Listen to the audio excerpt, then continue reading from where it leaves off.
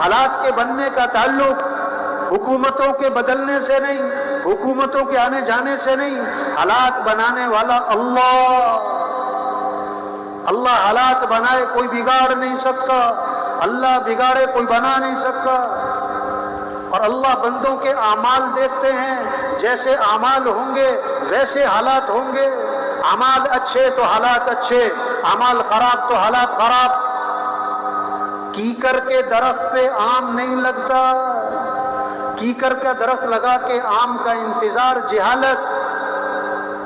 پانی پہ لکیریں نہیں کھینچا کرتی، کوئی پانی پہ لکیریں کھینچ رہا ہو بے وقوف وقت ضائع کر رہے، پانی پہ لکیریں نہیں کھینچتی۔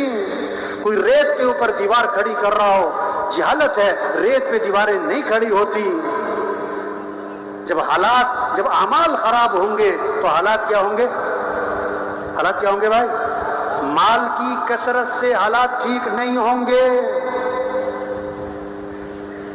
چیزوں کی کثرت سے حالات ٹھیک نہیں ہوں گے، حکومتوں کے بدلنے سے حالات ٹھیک نہیں ہوں گے۔ جب اعمال اچھے ہوں گے تو حالات اچھے اللہ حالات بنائے گا، اور جب اعمال خراب ہوں گے تو حالات اللہ بگاڑ دے گا۔ اب جن حالات کو اللہ بگاڑ رہا، کون ان حالات کو ٹھیک کر سکتا ہے؟ اور جب اللہ حالات ٹھیک کرنے پر آ جائے، کون حالات کو